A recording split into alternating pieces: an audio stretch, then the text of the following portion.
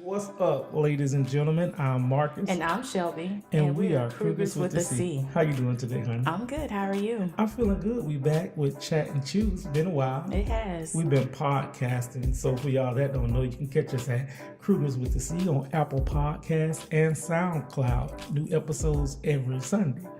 Okay. What you got for us today? So, I have breakfast for us. I made a hash brown casserole, and of course, I got something healthy. Got the fruit. And then I topped it off with some pastries. Those are guava cheese pastries. I like guava, but I never had it with, cheese, so I thought we can all try it. Have you ever?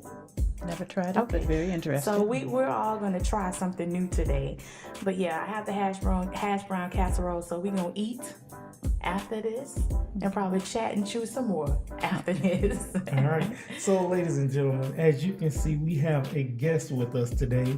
We're talking about an entrepreneur, a motivational speaker, Precious Swain-Peaks. How you doing today? Awesome. Thank you so much for asking. All right, I want to say thank you for joining us. We met you at an event in Ocala, Florida, and I was like, that's somebody I want to sit down and talk to. So let's talk about some of your businesses. First, how many businesses do you actually have? Well, I hate to answer because it feels so cocky, but me and my husband together have a studio for audio and video.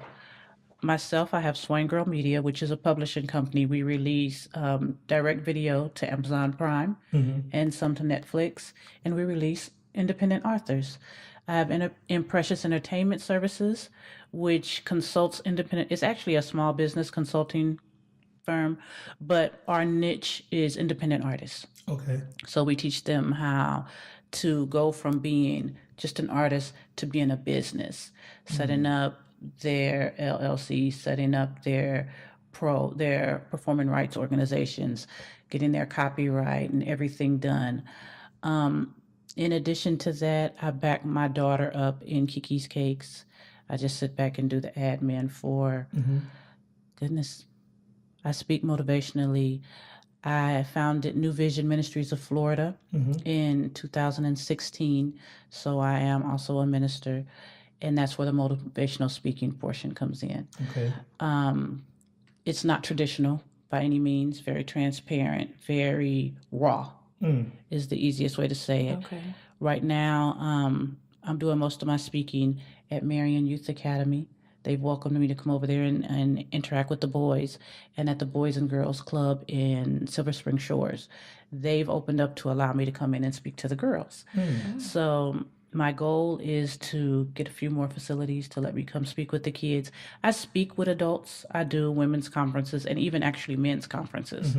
But my focus is the youth because they're our future. If we don't try to reach out and grasp and pull them back in, who will take care of us when we're old? Who will take care of the country and keep things going when we're gone? So that's what I do. Okay. That is awesome. So when did you start your first business? And what was your first business? Okay. My first business, I started right around 10, 11. Of course, we did the lemonade stands back then. But my grandfather had a little store. And so every morning before school, we would go get a little brown paper sack of candy. And so I would go to school and I would sell fireballs. And back then, they had the little candy cigarettes where you could blow and the little powder would come off like smoke. I remember that. And the wax lips. And so way back then, I was just a hustler. I just didn't know what else to do. Yeah, it was just there. But it comes from coming from a family of entrepreneurs because my grandfather on both sides had their own business. It really wasn't optional. College and entrepreneurship were not optional in our upbringing. So that's what we did. While I was in college, I interned for Sony for a little while, and that's what gave me the love for the music. Okay. And Precious Entertainment Services was born in 1987, and I started out more as an artist advocate because they didn't know the different ways that they can get residual income and just any of their rights, how to make sure that their music that they had some rights to their copyright and it wasn't all taken. And it just grew from there. That's what I was so intrigued about when I was reading some bio about you. You seem passionate about educating artists about things that's important. Yes, performing and touring and all that may be fun, but you have to be a business person as well. And it seemed like when artists first come out, the only thing that they're thinking about is the flashiness. They're not thinking about That's what's attractive. right. That is what's attractive. But you have to know your business. You have to know. You have to be educated. And I'm glad that you are someone grounded here, and you're in the forefront, telling them, "Hey, I need you to know your business." Yeah, because what happens is they call what they're doing a business, but it's a hobby. Anything you don't get paid for that you do is pretty much a hobby. And music is an expensive hobby. It's really expensive. If you're going to do it right, it's really expensive. Right. It's no free way around it. You can find way to promote free. But your project itself has to be mixed. It has to be mastered. It has to be encoded. And these things they just really aren't cheap. You guys are in a very similar field, so you know to keep up with the technology alone is very expensive. Right. And the hours that he spent editing videos for people, it's a lot. You know, he spent hours. And if you want a good quality video, you're going to have to pay that person to do that. Yeah. Exactly. That's the subject I want to get into. And I don't mean to backtrack, but you said that being an entrepreneur wasn't optional. It was not optional. No. You had to do it. And that was something that we was talking about. The things that we learned as kids, it was taught to us by our parents. They only teach us what they know. So when you grab that, when did you really embrace it? Did you ever look at it and say, well, I have to do this? Or when did you really start to embrace that? Well, it just seems like it just came natural. So this is a show where we can just be real, right? Be real. That's what we want. So my grandparents had normal businesses, but before he went into business, he ran alcohol. And so generationally, then my dad was a drug dealer. My mother was a drug dealer. So people don't look at that like entrepreneurship, but you work for yourself. So I saw from the good side. I saw from the bad side. All I saw was get it. So at that age, you don't call it entrepreneurship, you call it hustling. And so even though my grandparents were successful in business and we didn't want for anything, you still wanted to have your own. I grew up in South Central LA, so we're cut a little different. So you couldn't ride the coattail of what your family did. You needed to establish your own. So even like I said, in elementary school, I sold candy. But it wasn't to buy more candy to eat or to buy toys. It was to save for whatever I wanted to do next. So I went from the candy to, this is before QuickBooks and all this became popular. I had little index cards because I would go to the record shop. My grandfather had a wholesale distributor of records and 8-tracks, etc. So I would sit and I would watch my aunt, who was an accountant, and I learned to do little books. So by high school, I was talking to the smaller car washes and things and people who did lawn care, doing bookkeeping. And it just kind of progressed from there. And of course, like everybody else, I kind of slid to the other side for a while and worked that as a business. That's how I paid my way through college. What you mean slid to the other side? I slid to the other side. I had my time in the street where, where I was in the street. And so even then, it wasn't for the flash or the purses or the whatever. That's how I paid my way through college. That's how I supported myself. And once I got my degree and was able to do better, then that's what I did. I did better.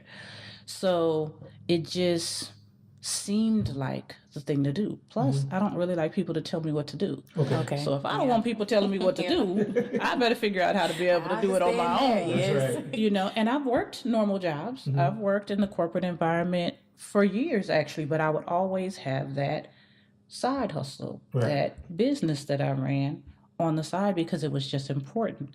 So right now, my children follow in my footsteps. My children have jobs but side businesses because when they were small, I went to Smart and Final down in Daytona and would buy candy, and I would give them candy. How much did your candy cost? Okay, so how much do you need to charge? All right, so how much profit is this? That's flipping. Oh, yes. And I taught them that in elementary school. Okay. And so then they followed the path, you know, and it's just, as a culture, now society has us thinking that welfare is how we've always lived. Right. But originally, we were always entrepreneurs. Even in the barter times, we always kind of were self-sufficient. Right. So I might have had hogs, you might have had corn, we would swap. Right. Still a business. Right. He might have knew how to build, we knew how to sew, we swapped. He kept our house up, we kept his clothes, you know. Right. But now it's gotten away from us. And we seem so dependent when we used to be so independent. Why do you think that is?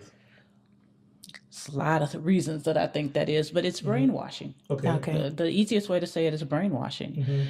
Over time, the people have been brainwashed into thinking these different things. And what happens is we see and we want to do what we see others do. Right. Originally, welfare wasn't designed for us. Welfare was designed to help that woman whose husband went off to war, got killed, or whatever. Right. And originally, the predominance was in the Caucasian community. We saw it. We needed it too. And then once we hopped on the bandwagon, it flipped to be a trap. Yes. We can say it was meant to be a trap, but we went and put our nose in the trap. Right. The same with child support. Child support really didn't start off to trap Black men. It really started off to appease these women of statute whose husbands were cheating and got the divorce, and child support started from them digging in their pockets. Well, over time, you know, we want everything they got. Right. But do we really? And that goes into a conversation that I hear a lot about being accepted by the higher class, if that's how I could say it. You know, like, basically, do you feel Black people feel like we need to be accepted by white people? Actually, yeah. We say that we don't, and we rebel, and we're in power, but we want them to notice us. We want them to say, job well done, you did it. You're one of us now. Let me be a little honest real quick. Go ahead.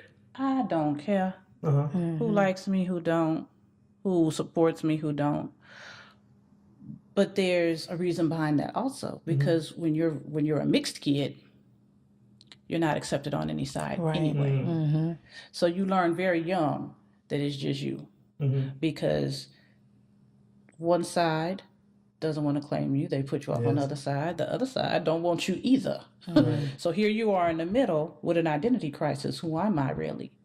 And so in the process of growing to figure out who I was, I figured out I'm just me. Yes, I carry this last name. Yes, I carry this bloodline. Yes, because of it, I have a weird shape and fluffy hair. But guess what? Neither one of y'all really accept me in society because I'm too light for you and I'm too dark for you. Right.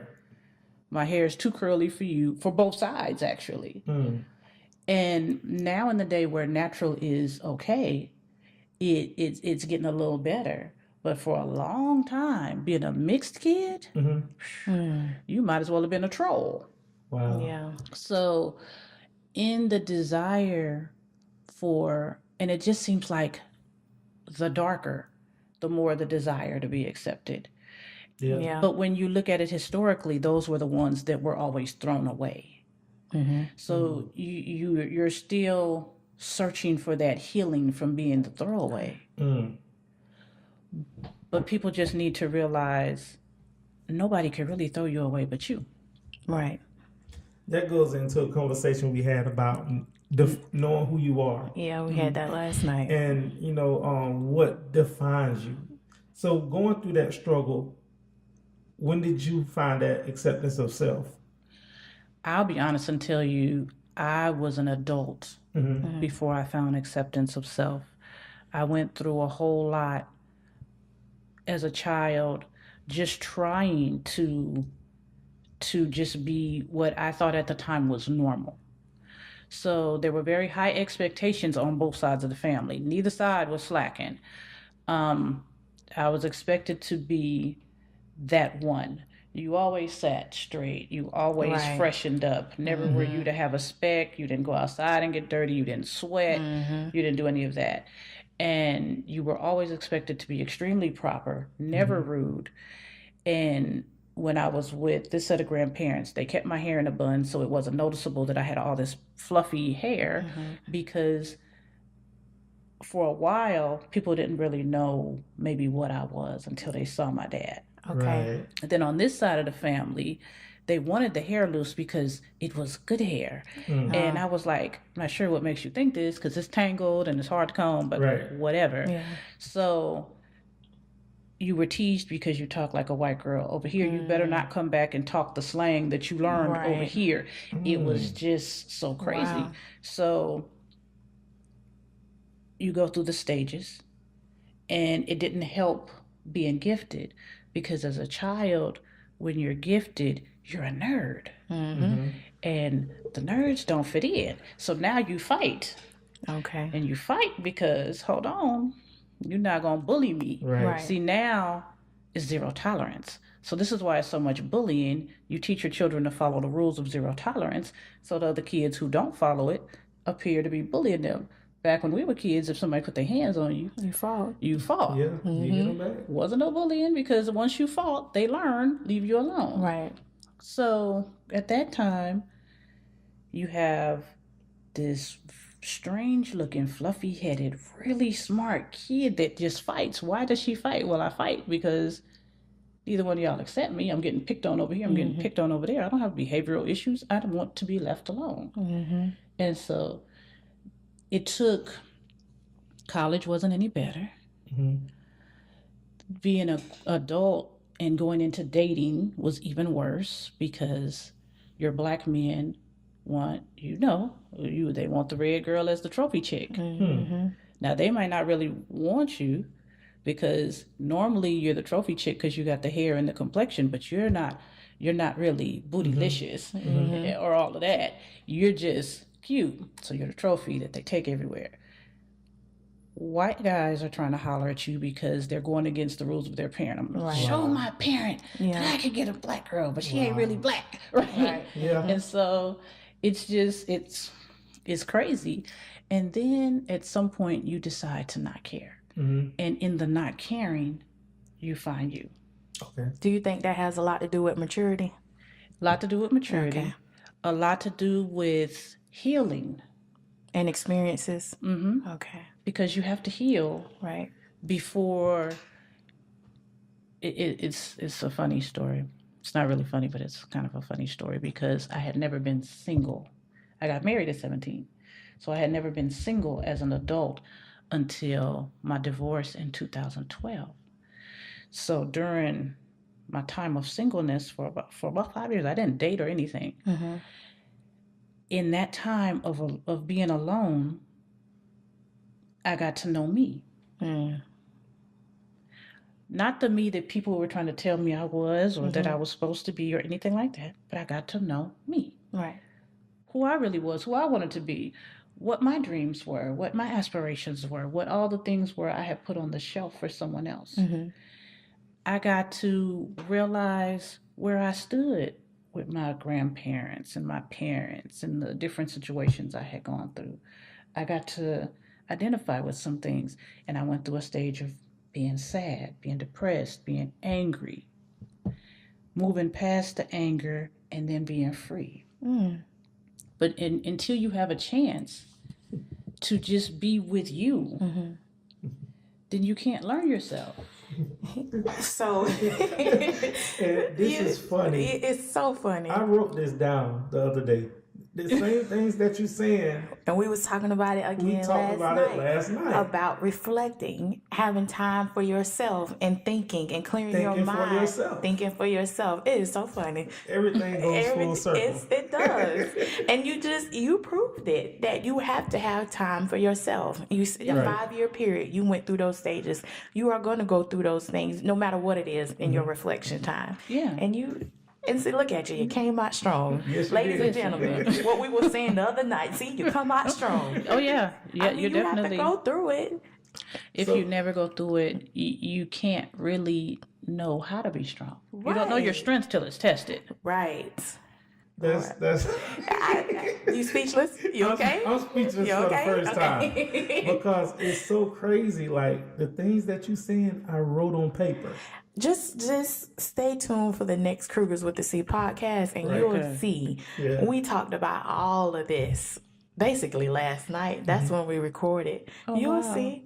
It's just so fun. It's meant to be. It is. Yes. So we're gonna move on, all right? This will get deep. Yeah. That will get deep, but it's good that you can talk about it, right? Yeah. Oh yeah. So coming into your own, all right, you start your own businesses. Was it ever a plan to continue in your own business, or, you say you interned at Sony, right? Mm-hmm. So did you ever have any plans to continue working corporate, or did you just want to branch off? I just wanted to branch off Mm-hmm. because what happened in being corporate, you see the ugly side of things. Mm-hmm. And because of my background, I've always been what I would consider a rescuer. I just have this strong desire to rescue stuff, stray cats, stray dogs, people, whatever. And so in seeing and participating, not gonna lie, and participating in, as my job role, the deceptive things, it gave me the desire to want to teach how to avoid being treated this way. So corporate jobs were mainly to pay the bills. Mm-hmm. Until the business can get to a point till it pays for itself. Because sometimes we handle business kind of dumb. Mm-hmm. And we'll hop out, we'll dump everything into it, and we hop out there, we yahoo! Mm-hmm. Please remember that you're not going to start being profitable till about after a year, sometimes 2. Yeah, that's what I wanted to talk about too. Like, what's the dumbest thing you've seen, or the dumbest transition you've seen with somebody going into business?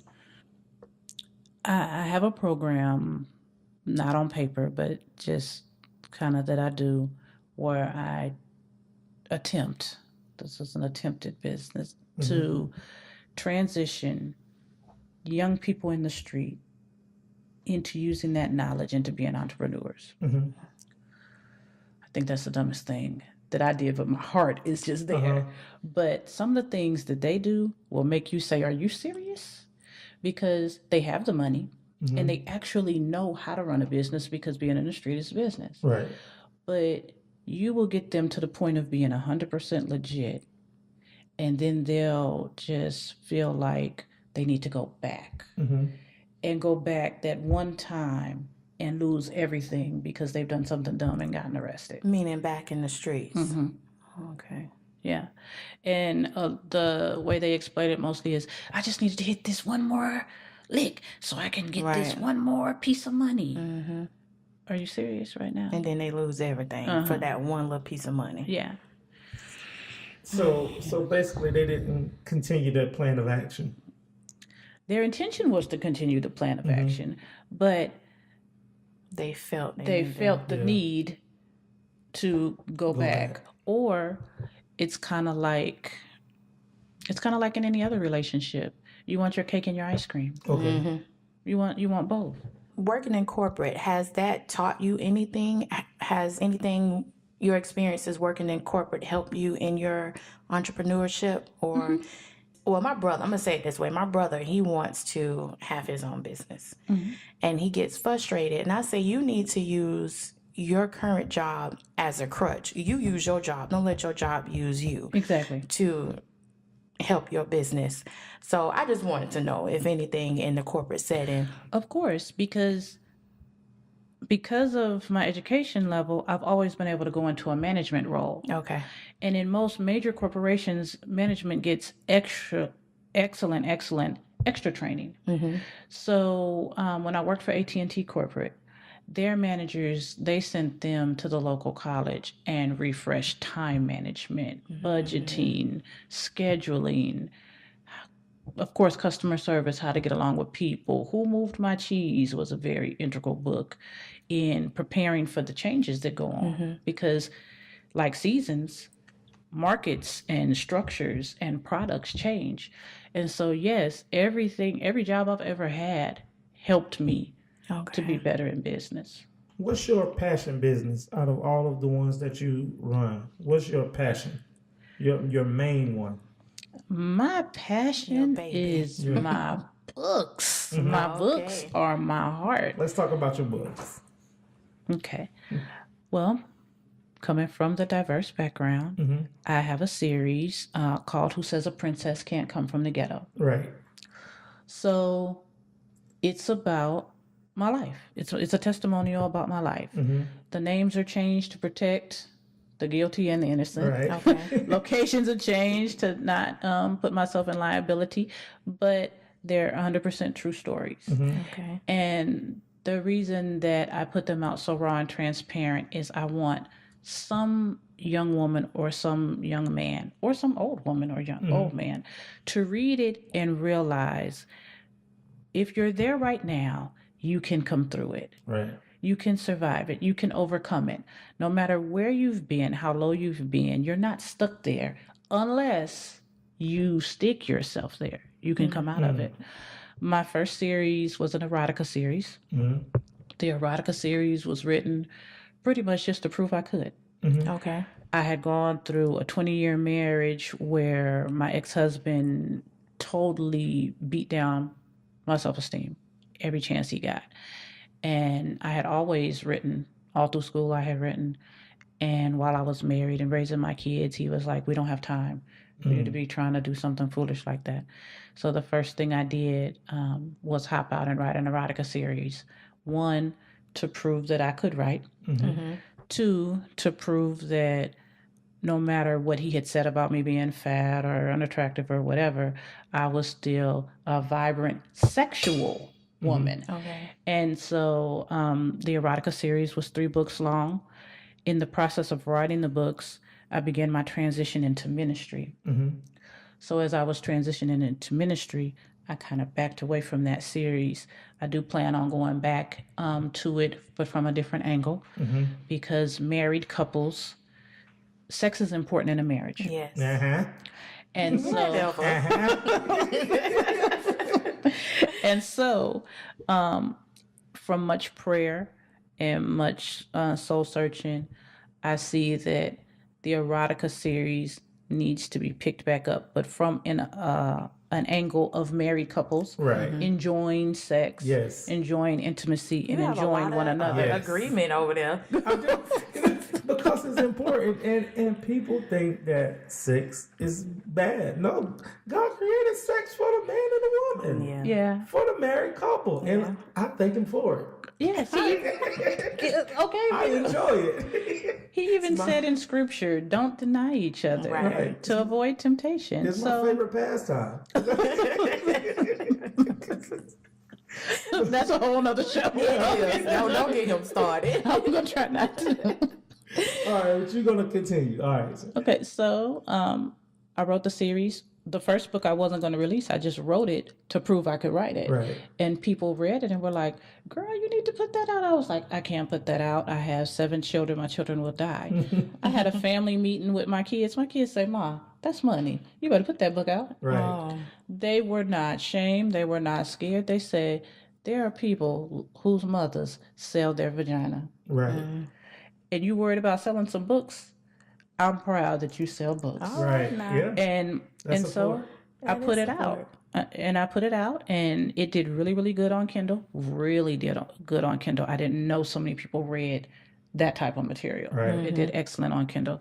So I got a lot of emails, and so I wrote the second one. The emails kept coming. I wrote the third one. And I'm still getting emails now because they're wondering, well, what happened? What happens next? You just Right. stopped and nobody knows what's going to happen next. You left a cliffhanger. Yes. Because I didn't know that I was going to have to take this other journey. Yeah. You know, and with the second series, God had been telling me to write the series, but in myself, in my flesh, I didn't want the pain of the memories to write the series. Right. So I would pick it up and put it down and pick it up and put it down. And at some point, I had so much going on till I got sick. And while I was sick on bed rest, God said, and now you have nothing better to do. You're going to write the book. And so I wrote the first book. And as you see, they're very short. Right. I keep them very short because the average reader now only has about an hour to read. If you put it down, you may not have the chance to pick it back up because of how life runs. This is true. So I broke it down into a series, so they're 1 hour reads. Okay. And the first one was I Had to Let Go. And it talks about letting go of a lot of things, not only my 20-year marriage, but my battle with low self-esteem, letting go of depression, letting go of putting myself last, just letting go of some things. And the people around me had no idea that those were the things that I was going through. So they were very supportive, very empathetic, very shocked when they read the book. Yeah, because us as women, we tend to hide that stuff real good. Yeah. We are, I think, musicians, not musicians. What is it? Artists? Magic people. Magician. There you go. Yeah. All right. We hide stuff real good. Right. Yeah. Yeah. So let me ask you this, because this was a conversation I had with somebody about why we keep stuff in. What was so hard for you to release or find somebody to talk to when you were going through all of these things? My image. At that time, I was really heavy into hip hop, going to all the events, on every scene, working with the artists. I couldn't let anybody know I was going through that kind of pain. I couldn't let anybody know that though I'm out here and people think that I'm absolutely gorgeous, I don't think I'm gorgeous because my husband is telling me I'm fat and I need to straighten my hair. I couldn't let people have the ups on me. Right. Because I'm P. P is that one. You didn't try P and you just didn't do this. And so I couldn't let my guard down. To reveal that I was hurting would be letting my guard down. Okay. And so it was very hard. Even at that time, I was battling with some health issues, with some female issues, actually. And so it was just when you're in the midst of something like that, I look back now and say, yeah, maybe I should have gotten some help. Right. Maybe I should have reached out. But when you've always had to be the rock, and you've always had to protect yourself, and you've always had to be the strength, and you're going through it from the back end, you don't want to open the door to anything to come in from the front. Because when people think you're vulnerable, that's when they attack. Right. You know? And so a lot of women, especially because we're in a role where at one point we were supposed to be the weaker protected vessel, and we're not really protected anymore. Right. We, in an effort to protect ourselves, build a shell. Yeah. That sounds about right. Yeah. That sounds. I agree. 100%. Yeah. Yeah, we build a shell like a turtle. So the females in society right now are a bunch of turtles. We're turtles. And it's sad to say, because there's men that can really love us. There are people who can really love us. There are people who are willing to protect us. But we're in this shell and they can't get to us because we've seen our mother hurt. We've seen our grandmother hurt. We've seen Auntie and Sally and this one, and we don't want it to be us. Or it's been us and we don't want it to be us again. Right. So it was very hard. It was very hard writing the first book because I had to admit that I was so weak.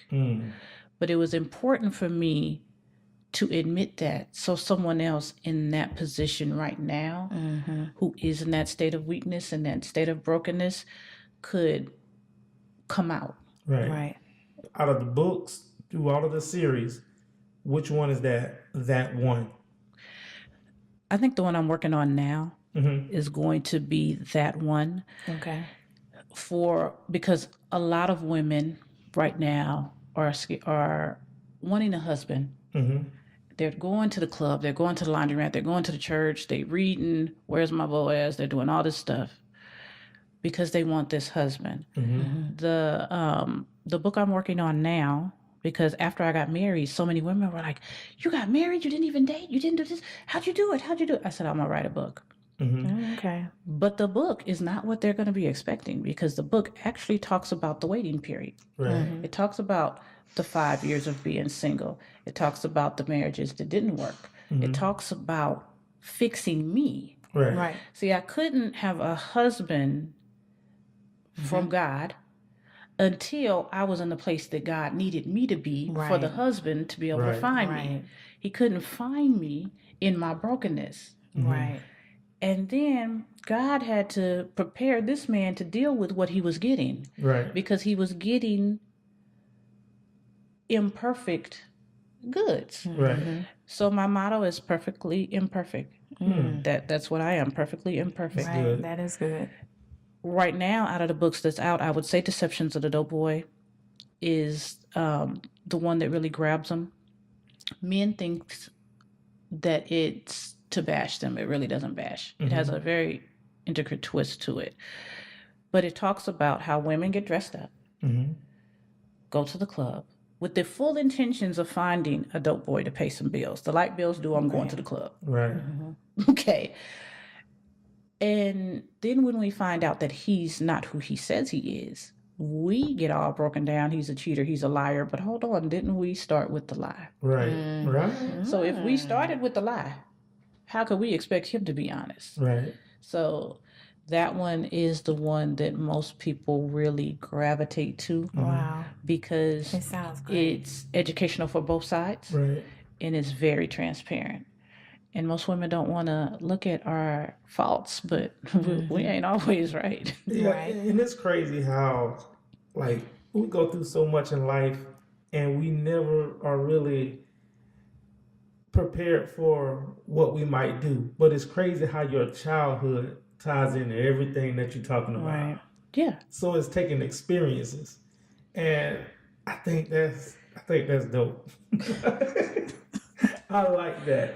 And just hearing about how you speak to women, I believe that we need more people to just be raw And real. and perfectly And imperfect. don't mind sharing the good, bad, ugly, pretty, everything. Because we need that. Because we have such a falsehood of everything. Yeah. Instagram, Facebook. Everything is so false to me. I mean, yes, you look pretty on your picture, but what about tomorrow? How are you inside? Yes. Exactly. So, yeah, I'm glad that you are giving the raw deal. We'll see what it is. Even before Facebook and Instagram, if we think back, our grandmothers were fake with us. See, I grew up where my grandparents didn't get a divorce. They couldn't stand each other. They didn't get Right. a divorce. They didn't argue in front of us. In front of us, it was, oh, yes, Everything was good. everything was good. When I went back and went to doing my tree, both grandpas had whole second families. This is Okay, true. whole second families. This is true. And if most of us go back, we'll see it was some infidelity. It was extra kids. It was all kind of Right. stuff. But when you sat and you looked at the family, everything seemed like everything was good. And you didn't meet this other family till the funeral. Right. Everything was hidden. Right. Everything was locked down. And so your grandparents and great grandparents died with their pain. Wow. You never knew what they were feeling. Right. You never knew they were really hurting inside. Not a hair out of place. Back then, makeup wasn't all that popular. Right. But always immaculately pressed. Right. And the house was spotless and it was plastic on everything. But inside, they You're were burning up in the totally sun. broken. Yeah. So the phoniness started then and just moved into where it is. Right. But we don't know how to prepare ourselves for that kind of pain if we don't know it exists. Nobody around me had been divorced. So I didn't think that was an option. So through the physical abuse, through the verbal abuse, through the emotional abuse, through the unhappiness, through the pain, I stayed because I thought I was supposed to. When did you say, that's it? One day, we had a situation that made me I've always been prayerful, but this prayer was different than normal. Because normally we just do the basic prayer and forgive me and thank you. This day, I said, God, if there is anything in this house that is not of you and not good for me, take it away. 2 days after the prayer, the task force came and got my ex-husband. Really? Wow. Really? Wow. True story. And I didn't need any more sign than that. I didn't need the bush to burn. I didn't need the stick to turn into a snake. I didn't need nothing else. That was enough for me. Right. And that was it. Okay. So moving in from that, you have a new show that you're working on, Fresh Not Frozen. Fresh Not Frozen. All right, yes. tell us about that. While I was sick, Fresh Not Frozen came into my spirit as a way to reintroduce the Proverbs 31 lifestyle to the community. So now everybody's eating fast food. Young girls don't know how to cook. How you gonna get a man you can't cook? Okay. Then dinner time is no longer dinner time. Everybody's grabbing and going. Even if you cook, they're eating all over the place. The husband and wife or the boyfriend and girlfriend, they're not enjoying meals and conversation. So how do you keep your relationship with your man if you never talk to him? Right. So God put into my spirit Fresh Not Frozen. And Fresh Not Frozen, I mean, your meat might be frozen, you have to thaw it out, but for the most part is home cooking. You're going to chop your greens, you're going to, real cooking. And because I love to cook. So I said, okay, what I'll do is we'll do the cooking show. And instead of just a normal cooking show where I explain how to make the meal, you'll see how to make the meal. I may give a few pointers, but we're going to talk about the love in the meal. So we're going to talk about how the table is going to be set. So when the kids come home, dinner's ready, the table's set. When your man walks through the door, instead of yelling at him about the bills, understand that he just came from war. Treat him like you treat the soldier getting off the plane. Hug him. Embrace him. Give him a hot meal. So in the premise, we would have artists, etc. That's why I say it's kind of like this, to come in, eat, and talk about that type of stuff. We're not talking about who you laid up with or any of that. We're going to talk about how we're going to improve the community through going back to cooking real meals and praying over your food and etc. I've already released the first Fresh Not Frozen, Living Fresh Not Frozen, the first book to go along with the show. It has some quick, cheap meal tips for that young mother or that young college student that doesn't have a huge budget, so they can put together a meal for $3, $4, $5. I think the highest meal in the book is $10. And so it gives all of the ingredients and even a dessert. But it is a devotional. So in addition to the recipe, you have a scripture for that day of overcoming this or that. So I wrote the book with the intention of taking it into the schools. The schools no longer have home economics. So they're not learning these basics. And so I wrote the book. I said, what I would really like to do with this book is go into the high schools, into the youth facilities, into the boys and girls clubs, and teach like a little class, okay? We're going to learn how to make spaghetti. We're going to learn how to cook a hamburger at home. We're going to learn how to make some tuna without you just dumping it out the can and putting some mayonnaise in it. We're going to put some stuff in it. Give it some Yeah. I love tuna. So where are we, Precious? New endeavors coming up? Any upcoming events? Oh, goodness. On the 27th of October, we have the Masquerade Ball over at Studio V. I would love it if you guys would come. After that, on November 3rd, I think we're having an all-white event. In Studio V, we do rent out to photographers to be able to do inside shoots and to videographers to be able to shoot different things. I do know that Peak Level Productions, which is the company name, is looking for cameramen, editors, set builders,